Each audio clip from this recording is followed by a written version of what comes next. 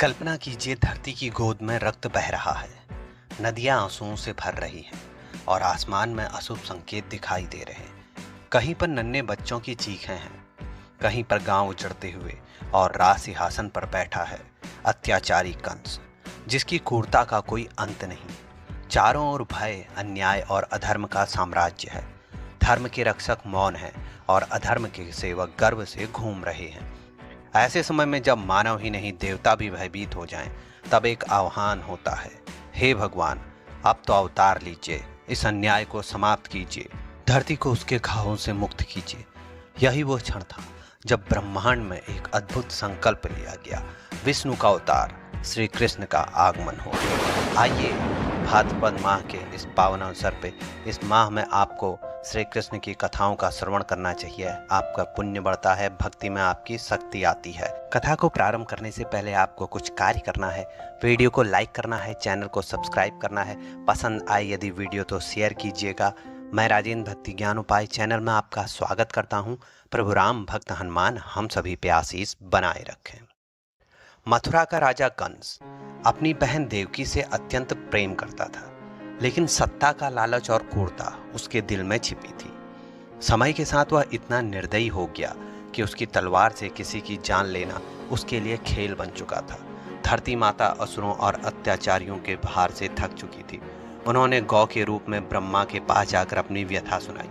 हे सृष्टिकर्ता, अब मेरा भार असहनीय हो चुका है। अधर्म इतना बढ़ गया है कि मैं अपनी संतानों की पीड़ा नहीं देख पा रही। ब्रह्मा ने इस संकट का समाधान ढूंढने के लिए देवताओं को संगठित किया और सभी को क्षीर सागर में भगवान विष्णु के पास ले गए। देवताओं ने विष्णु के चरणों में गिरकर प्रार्थना की, हे प्रभु, आपकी लीला के बिना यह संसार अधर्म से मुक्त नहीं हो सकता। अब समय आ गया है कि आप स्वयं अवतार लेकर इस अंधकार को समाप्त करें।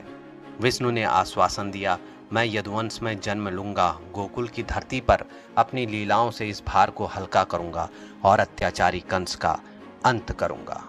कुछ समय बाद मथुरा में देवकी और वसुदेव का विवाह हुआ। यहीं से अगले अध्याय की कथा शुरू होती है। भाग्य का खेल आज तक कोई समझ नहीं पाया। जिस क्षण में सबसे अधिक सुख की उम्मीद हो, वही क्षण यदि मृत्यु का संदेश लेकर आए। मथुरा में उत्सव का माहौल था। गली गली में फूल बिछाए जा रहे थे, महलों को दीपों से सजाया जा रहा था और लोग एक दूसरे को मिठाई बांट रहे थे। हर्ष, उल्लास और प्रेम की तरंगें चारों ओर फैल रही थी। लेकिन कौन जानता था कि इस आनंद भरे क्षण में आकाश से एक आवाज गिरेगी जो सबकी किस्मत बदल देगी। देवकी और वसुदेव का विवाह बड़े धूमधाम से संपन्न हुआ। पूरे नगर में हर्ष की लहर दौड़ गई। कंस, जो अपनी बहन से अत्यंत प्रेम करता था, स्वयं रथ का सारथी बनकर उसे उसके पति के घर छोड़ने जा रहा था। लेकिन जैसे ही रथ आगे बढ़ा, अचानक आकाश में बिजली सी कौंधी और एक गंभीर आवाज गूंजी, हे कंस, तू मूर्ख है, जो अपनी बहन को प्रेम से विदा कर रहा। तू यह नहीं जानता है कि इसी बहन का आठवां तेरी मृत्यु कारण बनेगा।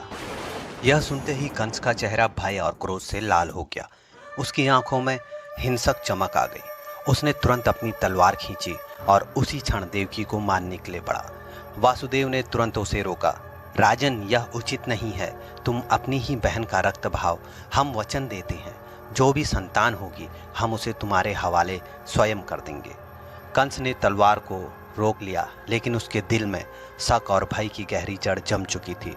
उसने देवकी और वसुदेव को कारागार में कैद कर दिया ताकि हर संतान को पैदा होते ही वह समाप्त कर सके। यह था उस भयावह अध्याय की शुरुआत, जहां प्रेम के रिश्ते पर अविश्वास का जहर चढ़ चुका था और समय अपने सबसे बड़े योद्धा के जन्म की तैयारी कर रहा था। कथा को यहीं विराम देते हैं।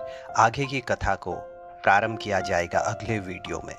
चैनल को सब्सक्राइब कर लें। भाद्रपद मास में श्री कृष्ण की कथाओं का श्रवण करें। श्री कृष्ण के जन्म से लेकर मृत्यु तक की कथा, ये पूरी लीला क्रमवार कहानी की धारा के अनुसार आपको इस चैनल में श्रवण करने को मिलेगी। तो आप चैनल को तुरंत सब्सक्राइब करें। रहस्य, रोमांच और भक्ति से भरा हुआ श्री कृष्ण के जीवन की लीला को जरूर से जरूर श्रवण करें। कमेंट लिखें, जय श्री कृष्ण।